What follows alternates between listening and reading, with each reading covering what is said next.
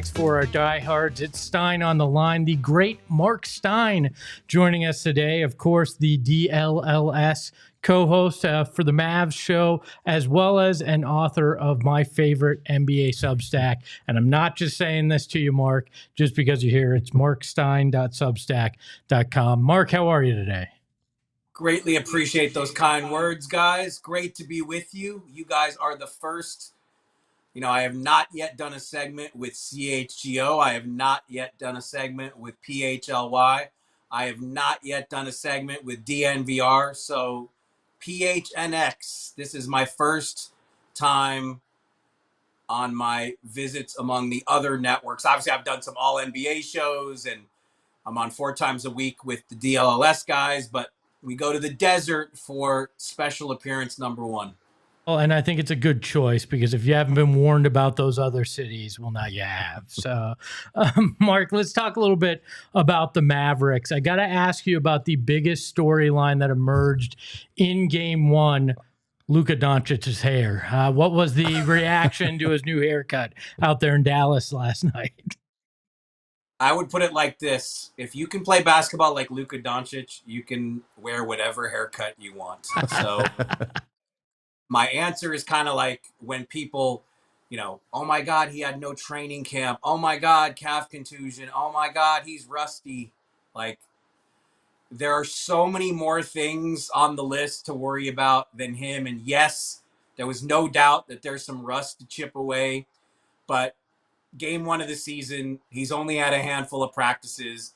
He had no camp. He had no exhibition games. And he still serves up a 14-point fourth quarter, a pass that's going to end up on his year-end highlight reel in Game 1. So like I said, when you play like number 77, and I'm sure you guys would say the same about Durant and Booker, they can wear what they want. They can cut their hair how they want.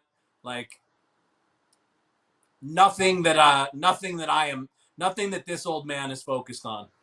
I'm not sure if Devin Booker came out with that haircut, I'd let him off the hook as easily as you did, but I understand. Yes, you would. Well, we've had to convince our fan base that headband book is a good thing. So on a more serious note, in a similar vein, Klay Thompson, when he was brought on to the Mavs, there was a lot of chatter about, okay, is this a good addition or is Klay maybe past his prime? He looked great in the season opener, despite, that one bad game that he had in preseason. How do you like his fit with this Mavs group, and what did you see from him in their season debut? Well, look, I have to put my cards on the table. I am a longtime Klay fan. My formative high school years were spent in Orange County, California. Klay is the best high school player to ever come out of what I would call, quote, my neighborhood. I've been calling him the OC GOAT for years.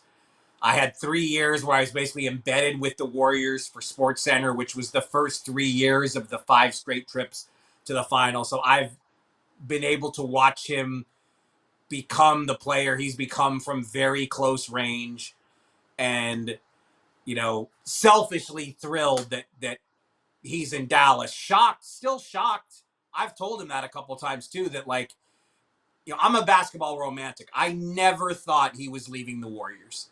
And the rumbles and the signals were there last season that there was unhappiness. And I guess, again, just because I am such a basketball romantic and because I thought that he and Stephen Curry and Draymond Green would never be separated, I guess I just didn't want to believe them. The signals were there, and like I said, I just refused to accept them. But Dallas is the place Klay chose. Obviously, he could have gone to the Lakers, and between his father growing up a huge Lakers fan, growing up a good portion of his youth in Southern California, he had endless reasons to choose the Lakers. He wanted to come to Dallas. He saw this as a promising fit.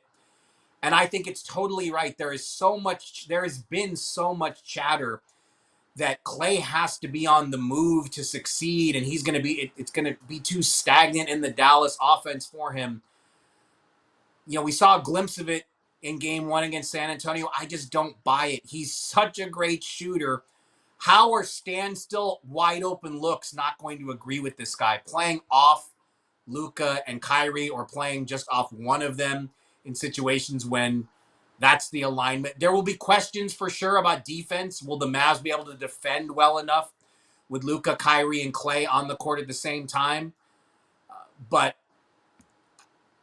as soon as Luka started practicing again before the regular season started, I was hearing this chatter that, like, obviously we're not allowed in practice. We see nothing of practice. In the modern NBA, none of us do. We see free throws when the doors open. We see nothing.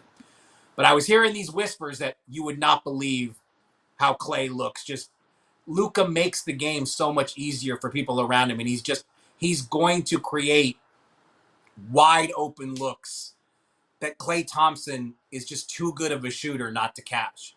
And last season, the supposed down season for Klay Thompson, he had more than 200 catch and shoot threes.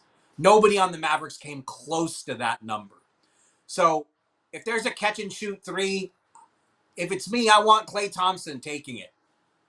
Call me crazy. I won't call you crazy. I think that's a pretty good assessment. We've heard a lot of too early assessments from national media members saying they think that the Mavs might be a one-year wonder. You've seen their offseason play out, the preseason, now game one. What's your way too early assessment of the Dallas Mavericks? Well, look, we do this with all teams. Like this is one of the problems with modern NBA analysis. It's the NFL-ication of it. It's like the NFL is a 17-game season, and you can make week-to-week judgments. We want to make game-to-game judgments in the NBA, and it's never a good idea. The season is just way too long. But on opening night always gives you scores like Charlotte beating Houston that nobody saw coming, and it's just panic on the streets is the reaction. But look, I think the Mavs had a solid offseason. I do think they improved, but the West is such a nightmare. I don't feel good picking any Western Conference team, even Oklahoma City. I like Oklahoma City to win the regular season title, and it's impossible not to be hugely impressed by the way the Thunder started the season by going to Denver and just taking it to the Nuggets. I mean, I don't care what diminished state the Nuggets are supposedly in. Like, Denver is still a place nobody wants to go. And so for Oklahoma City to look that good in their opener, but again, the West is so dang deep that you could name anybody and I would probably rather take the field, because I just think in the playoffs, anything can happen. There are 12, 13 teams that want to make the playoffs. Everybody but Portland and Utah. Look, I think San Antonio deep down will not be disappointed to end up in the lottery again and have a crack at another good player. But Chris Paul's out there. They're going to be trying to win for the bulk of the season. They'll probably end up somewhere in the 30s. But, I mean, the West is just so deep that really anything could happen. I mean, you guys probably have seen this too. I mean, I feel like the Suns and the Cavs to me are these two trendy picks to like finish higher than maybe the consensus would project them. I mean, I've seen colleagues who say, hey, Suns can be a top 2-3 seed in the West, but again, the West is just so deep. I mean, it's hard to call it this early. I know that's not the answer you want, but it's not even Halloween yet. It's the honest answer, at least. So. Yeah, no, and it's fair. And to your point about there being 12 to 13 teams in the West that could realistically grab a play-in or a playoff spot, I'm just curious, where do you kind of see how the Suns, restructured their roster? They made some additions, hired a new head coach, drafted some rookies for the first time since 2020. What's your kind of feel on the Suns early on? I mean, I have them in the 4 or 5 range as opposed to the 2-3 range, just because, look, there are going to be the questions about depth, defense. What will Nurkic give them at the center position? I mean, I don't think those questions have changed. But look, I've covered Mike Budenholzer a long time, and it's almost become reflexive around the league to say Budenholzer going in there. These guys are going to shoot the 3 with more regularity. They got Tyus Jones on one of the steals of the summer to organize things. It's going to be a better team. So, again, I don't think we're really unearthing new ground by breaking it down that way. That's the way most people look at the Suns, that, Mike Bud is that good, and, they'll be in the mix. But again, I just think the playoffs, it's health and matchups will be as important in the playoffs as they've ever been, because again, this West is just stacked. So we're filming this to pull back the curtain on Friday afternoon before Suns and Lakers. We obviously have Mavs on Saturday taking on the Suns. How do you view the matchup, Mark, between these two teams? And where do you think maybe Dallas has an advantage and where the Suns might have an advantage here? The schedule. I mean, the Mavs have to do the same thing in a few days when they play the second half of a back-to-back on a rest disadvantage, but it doesn't get much tougher for the Suns to have to, be in LA and then turn around and play a home game against a rival like Dallas, whereas the Mavs got to fly into Phoenix very comfortably on Friday night to get ready for this game. But look, I know you guys are emotionally attached, so I don't think I really need to go too deep into teams get together. It's always spicy. But again, the Mavs not having Doncic for basically all of camp, to be able to play San Antonio, scuffle for a half, really increase their intensity in the second half, pull away, build up a 20-point lead, get minutes for a bunch of guys, get Kyrie a lot of fourth quarter rest. I mean, in truth, the Mavs opener couldn't have gone much better. In some ways, it was like an exhibition game for them because they're just getting Doncic back. Great debut for Klay Thompson. Derek Lively, big question in Dallas has been who's going to start at center. Derek Lively comes off the bench, but just plays lights out in that role. So really, the Mavs just had an ideal opener to get a win on the board, fly to Phoenix, and wait for the Suns to have to come home and play host to them on the second night of a back-to-back. So, I mean, I do think that's a significant advantage, but I mean, Suns home opener, right? So, I mean, that should theoretically enable them to, feed off the crowd to deal with any fatigue, because it's also, I mean, we're 5 days into the season. It's a little too early to start whining about back. Yeah, well, I mean, we have been in situations against Dallas before where the home crowd was supposed to be a factor, and that did not go according to plan. So let's not talk about that. All right, Gerald. So when you look just at what the Suns were able to do this offseason, was there anything that you in particular, outside of Tyus Jones, obviously, that you liked that they accomplished? Well, everybody's raving about the draft pick too. So, I haven't seen a ton of him, but I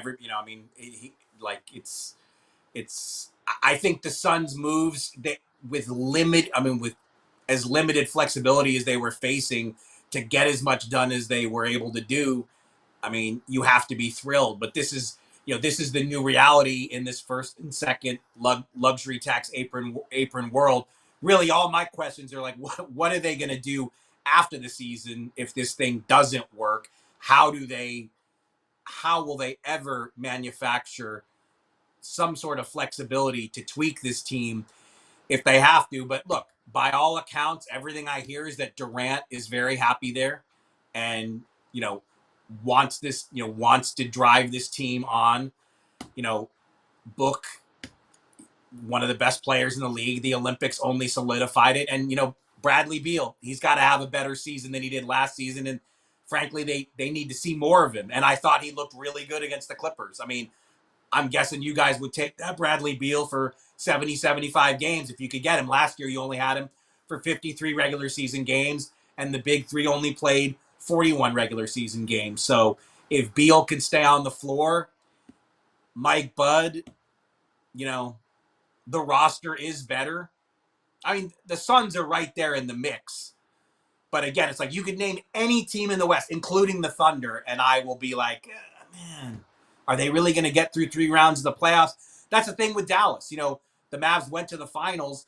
I mean, just getting back to the finals will be Herculean task for them.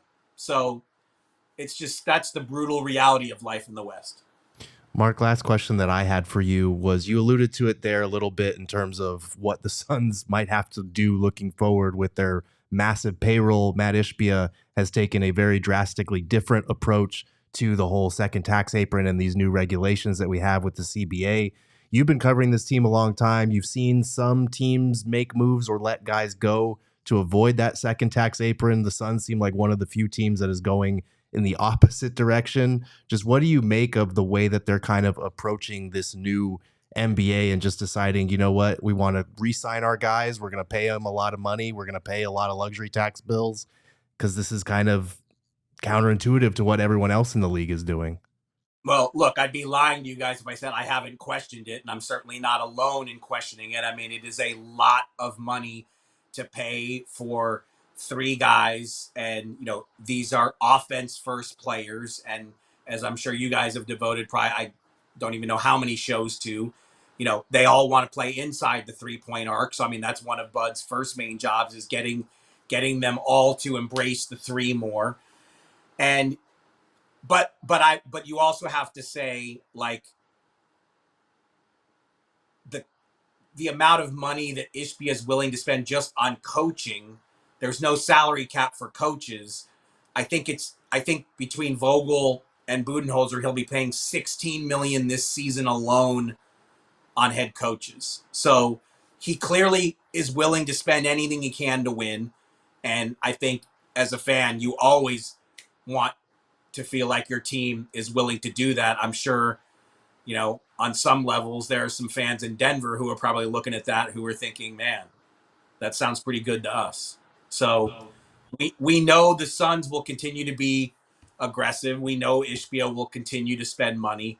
But the ceiling for this team, when you're built around three offensive-minded players, there are people around the league who question it, and I think fairly so. I mean, you guys tell me. How do you feel about this? This is our big three, and we got zillions of dollars invested in these three, and this is the team. Honestly, I'm torn because after you come out of the 18 years under Sarver, unwilling to spend much of anything, you're just excited to have the owner that's willing to make the investment. But I understand the concern about the pieces in which he invested in, and can that be sustainable? So I think it's twofold. There's, okay, great, there's actually an owner committed to this, but is this way actually going to work? So I got it a little both ways, honestly. Yeah, I think my concern is more so, like you alluded to, Mark, the specific pieces as opposed to the approach. Because I do think, re-signing players to maintain what little trade flexibility you have, especially under this new CBA with all these different trade restrictions, is important. But yeah, there are questions about, can Beal stay healthy? Can these three play enough defense and take enough threes? But I do think going back to like acquiring Beal, there were a lot of people here that questioned that move. Some even questioned the Kevin Durant move, which is crazy to me. But you look at that summer, they had Chris Paul, and he was clearly on the decline. They turned him and Landry Shamet and some conditional, first round pick swaps into a guy like Bradley Beal. I do appreciate the all-in approach because, like you mentioned, when it was before with Sarver and we were literally trading off draft picks for cash. You mean the all-out approach? Yeah, those were dark days. I'll say that. Well, he is Marc Stein. You can hear him and watch him on the DLLS Mavs show. You can follow him on Twitter at the Stein Line, and you can read him on Substack at markstein.substack.com. Mark, thanks so much. Look forward to seeing you. It's been way too long since I've actually been to the desert, so hopefully at some point this season I get to check out the PHNX studio, see what you guys compare your studio digs to ours.